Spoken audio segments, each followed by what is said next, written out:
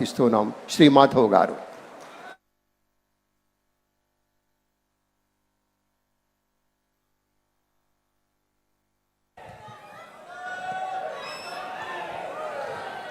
भारत माता की, भारत माता की, मातरम मातरम, मातरम मातरम, आतरम इतरम. जोहार भारत रत्न अटल बिहारी वाजपेयी. రెండు సార్లు జోహార్ జోహార్ అందం. जोहार भारत रत्न अटल बिहारी वाजपेयी. जोहार भारत रत्न अटल बिहारी वाजपेयी. అందరికీ నమస్కారం. ఈరోజు అటల్ బిహారీ వాజ్పేయి గారి యొక్క జయంతి. మన గౌరవ ప్రధానమంత్రి గారు దీన్ని సుపరిపాలనా దివస్గా నామకరణం చేసి దేశవ్యాప్తంగా మనం సంబరాలు చేసుకుంటున్న తరుణం. ఆ యొక్క తరుణంలో ఇవాళ అమరావతిలో ఒక అద్భుతం జరిగింది. అమరావతి అనే ఒక భవ్య విశ్వ ప్రఖ్యాతగాంచిన రాజధానిగా మార్చాలని ఒక తలంపుతో మన గౌరవ ముఖ్యమంత్రి గారు చంద్రబాబు నాయుడు గారు ఆలోచన చేసి అనేక రకాల అన్నిటిని కూడా ఒకే చోట సమకూర్చి ప్రపంచంలోనే మేటి రాజధానిగా మార్చాలనుకునే మన అమరేశ్వరుడి యొక్క నిలయం ఈ యొక్క అమరావతిలో మొట్టమొదటి విగ్రహం ఎవరిది పెట్టాలి అనే ఆలోచనతో నడుస్తున్న తరుణంలో అటల్ బిహారీ వాజ్పేయి గారి యొక్క శత జయంతి రావటం, ఆయన యొక్క శిలా విగ్రహాన్ని సుమారు 15 అడుగుల కాంస విగ్రహాన్ని వాళ్ళ అమరావతిలో మొట్టమొదటి విగ్రహంగా స్థాపించడం, దాని యొక్క ఆ యొక్క విగ్రహ ఆవిష్కరణ కార్యక్రమానికి స్వయంగా మన ముఖ్యమంత్రి గారు చంద్రబాబు నాయుడు గారు రావటం, అలాగే ఈ కార్యక్రమానికి అతి ప్రత్యేకంగా అతి వ్యాయ ప్రయాసాలు కోర్చి ముఖ్యంగా ఎక్కడైతే అటల్ బిహారీ వాజ్పేయి గారు జన్మించారో అటువంటి పుణ్యభూమి నుంచి ఈ కార్యక్రమం కోసం విచ్చేయటమే కాకుండా ఆయన పోటీ చేసిన విదిశా అనే ఒక నియోజకవర్గం నుంచి అప్రతిహాతంగా మొన్న జరిగిన ఎన్నికల్లో దేశంలోనే అత్యధిక మెజార్టీతో గెలిచిన నేత, మాజీ మధ్యప్రదేశ్ ముఖ్యమంత్రి, ప్రస్తుతం వ్యవసాయ అలాగే గ్రామీణాభివృద్ధి యొక్క మంత్రిగా పనిచేస్తున్న శ్రీ శివరాజ్ సింగ్ చౌహాన్ గారు రావటం ఏదైతే ఉందో ఈ కార్యక్రమానికి మరింత వన్నె తెచ్చింది. शिवराज जी, हम बहुत आभार है, आपने ऐसे उनकी जन्मभूमि से इधर का अमरावती जैसा पुण्य भूमि को पधारिया. ये हमारे लिए बहुत सौभाग्य है. हम बहुत आभारी है, आप इधर आके हमको बहुत प्रसन्न भी मिला था. बहुत बहुत धन्यवाद.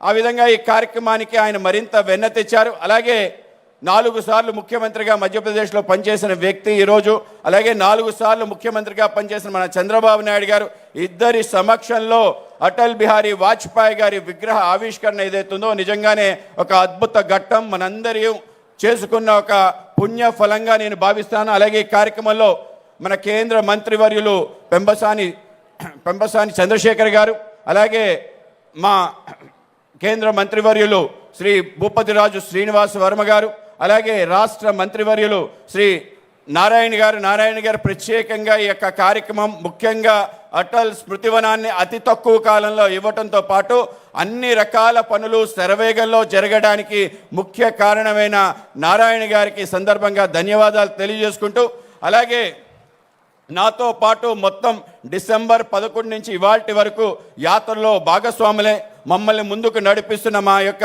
నాయకులు, అలాగే రాష్ట్ర వైద్య శాఖ మంత్రులు శ్రీ వై సత్యకుమార్ గారికి, అలాగే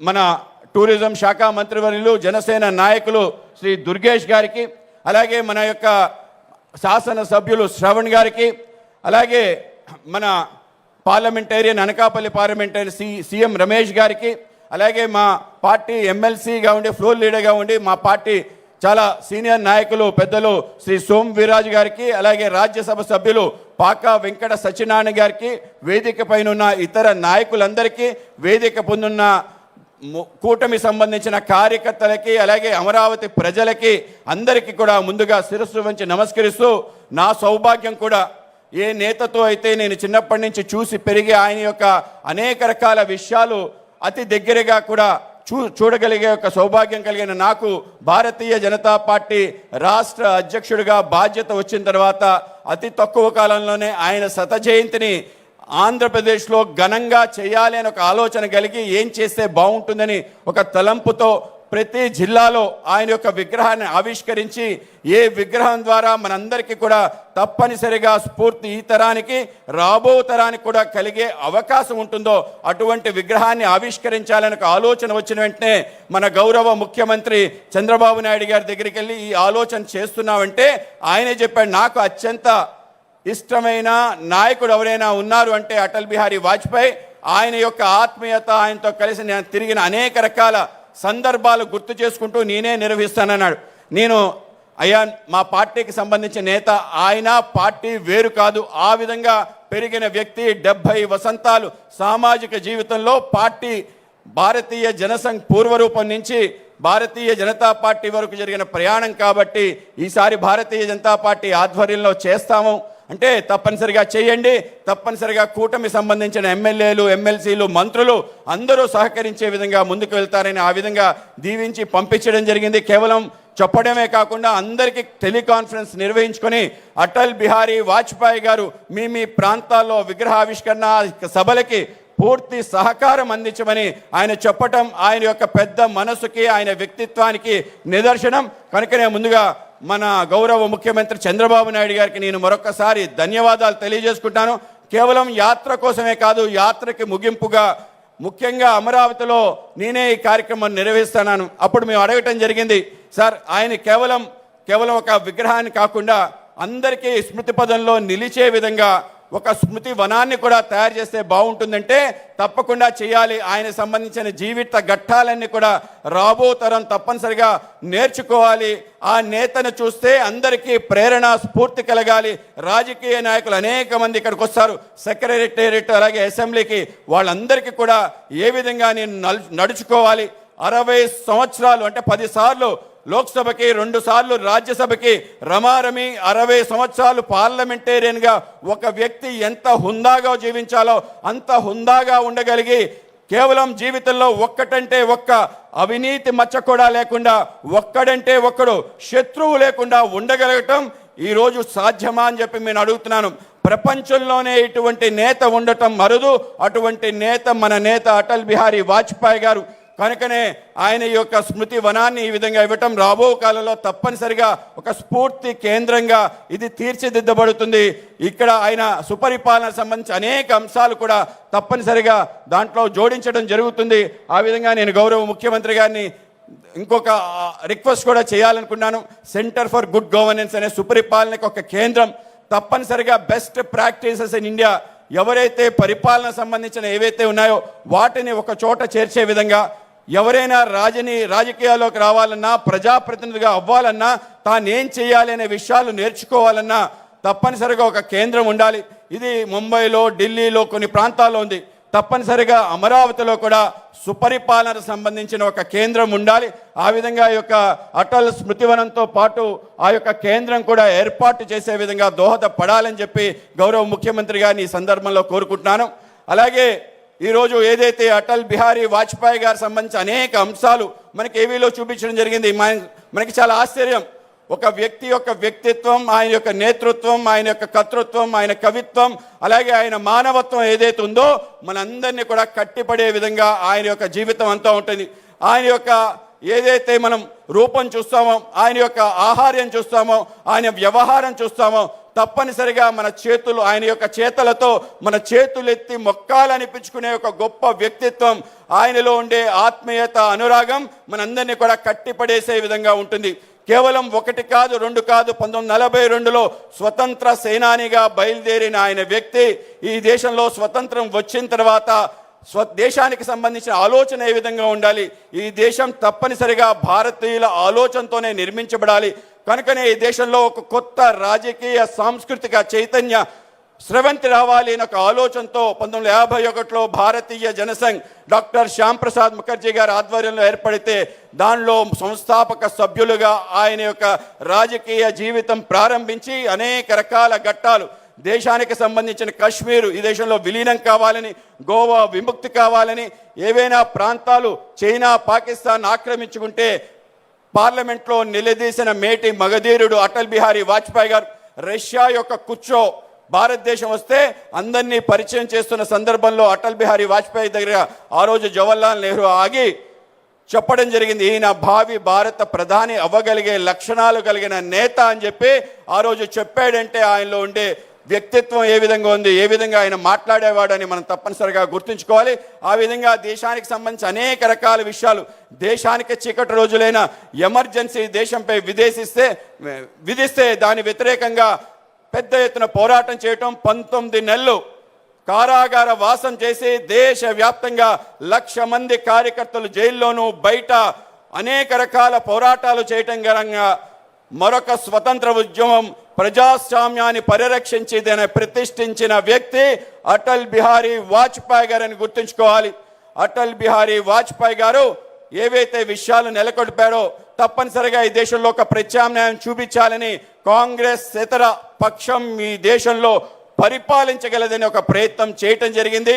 ఆ విధంగా 1977లో జనతా యొక్క ప్రయోగం చేసి ముందుకెళ్ళటం జరిగింది. కానీ దురదృష్టవశాత్తు ఆ యొక్క ఫలితం నిష్ప్రయోజనమైంది. చాలా బాధపడ్డాడు. కనుక తప్పనిసరిగా మరొకసారి మనం ప్రయత్నం చేద్దాం, మనం అలసిపోవాల్సిన అవసరం లేదు, మరొకసారి ప్రయత్నం చేద్దామని ఇప్పటి భారతీయ జనతా పార్టీని ఏప్రిల్ 6, 1980లో ఏర్పాటు చేసి ఈ యొక్క పార్టీకి సంబంధించిన ఆలోచన కూడా ఆయన మొదటి సమావేశంలోనే చెప్పడం జరిగింది.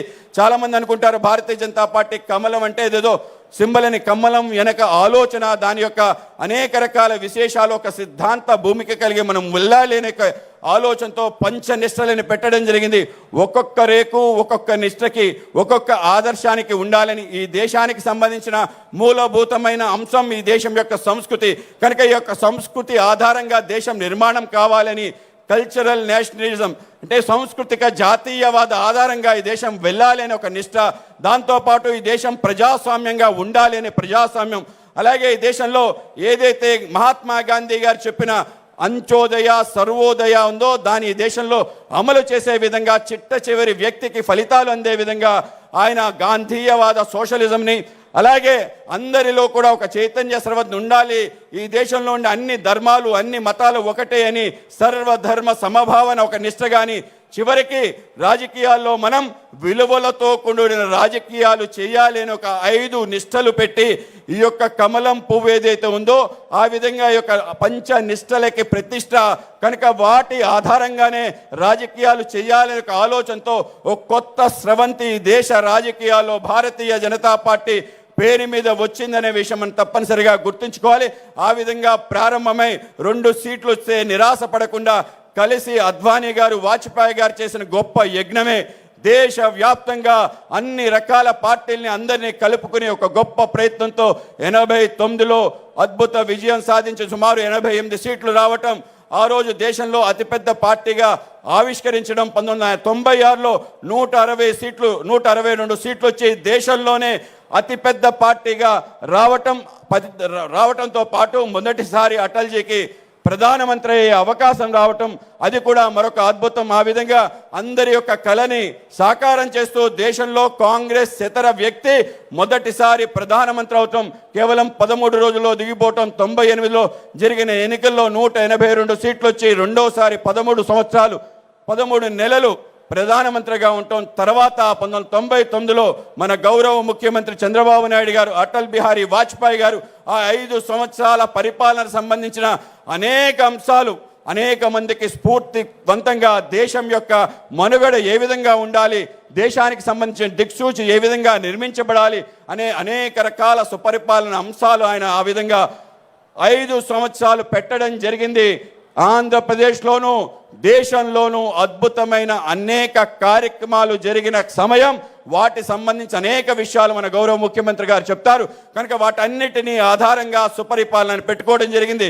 తర్వాత వచ్చిన ప్రభుత్వాలు, తర్వాత నరేంద్ర మోడీ గారి నేతృత్వంలో 11.5 సంవత్సరాల్లో అనేక రకాల కార్యక్రమాలు, అలాగే రాష్ట్రంలో ప్రజలందరూ నమ్మకం విశ్వాసంతో ఇవాళ కూటమికి అధికారం ఇవ్వటం జరిగింది. ఏ విశ్వాసం నమ్మకంతో ప్రజలు అధికారం ఇచ్చారో దాన్ని నిలుపుకునే విధంగా, ఆ యొక్క సమైక్య స్ఫూర్తి రగిల్చే విధంగా ఉండాలి అనే ఆలోచనతోనే ఈరోజు ఆయన అటల్జీ యొక్క శతాబ్ది సందర్భంగా రాష్ట్ర వ్యాప్తంగా డిసెంబర్ 11న ధర్మవరం నుంచి ఈ యొక్క అటల్ మోడీ సుపరిపాలన యాత్ర ప్రారంభమై ఇవాళ అమరావతిలో గొప్ప ముగింపు కార్యక్రమం, అలాగే అటల్ బిహారీ వాజ్పేయి గారి విగ్రహ ఆవిష్కరణ, ఇవన్నీ కూడా మనందరికీ స్ఫూర్తి కలిగిస్తుంది.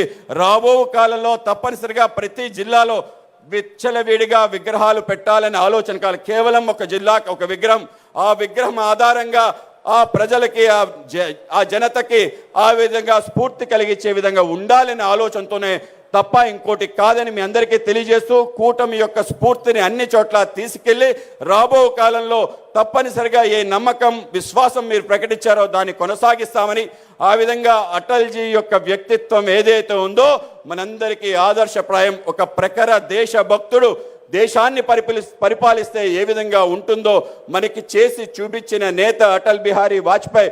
అటల్ బిహారీ వాజ్పేయి ఈ భూమి కోసం మాట్లాడిన అనేక రకాల మాటలు. నెహ్రూ ఈ దేశాన్ని ఆ రోజు చైనా ఆక్రమిస్తే అది ఆక్సాచిన్ అనే ప్రాంతం, ఎందుకు పనికిరాని భూమి, 365 రోజులు మంచు ఉంటుంది, ఒక్క గడ్డి పరక కూడా మలవదని చెప్పి మాట్లాడితే అటల్జీ ప్రళయ గర్జనతో లేచి నిలబడి, భారత్ ఏక్ జమీన్ కా తుకడా నహీ జీతా జాతా రాష్ట్ర పురుష హై, इसका कंकर कंकर में शंकर है, बिंदु बिंदु में गंगा माँ है, ये अर्पण की भूमि है, ये तर्पण की भूमि है, ये नंदन की भूमि है, या अभिनंदन की भूमि है. इसके लिए हम जिएंगे, इसके लिए हम मरेंगे. जब मरने की बात हमारी हस्ती जब गंगा में बहती है, कोई कान लगा के सुनता है तो एक ही आवाज आता है, भारत माता की, భారత్ మాతాకి. అందరికీ ధన్యవాదాలు. ఈ అవకాశం ఇచ్చిన పెద్దలకి మరొకసారి మన గౌరవ ముఖ్యమంత్రి చంద్రబాబు నాయుడు గారికి ధన్యవాదాలు తెలియజేసుకుంటూ, మరి ఈ ముఖ్యంగా ఈ కార్యక్రమానికి చాలా కష్టపడి ఒక సెలవు తీసుకోవడం జరిగింది. ఒక రోజు పాటు అనేక రకాల విషయాలు అధ్యయనం చేయడం కోసం. అయినా కూడా అటల్జీ యొక్క ప్రేమతో వచ్చిన శివరాజ్ సింగ్ చౌహాన్ గారికి కూడా మరొకసారి ధన్యవాదాలు తెలియజేస్తూ ముగిస్తున్నాను. అందరికీ నమస్కారం. ధన్యవాదాలు సార్. గౌరవనీయ పెద్దలు స్థానిక శాసనసభ్యులు శ్రీ తెనాలి శ్రవణ్ కుమార్ గారిని మాట్లాడవలసిందిగా ప్రార్థన.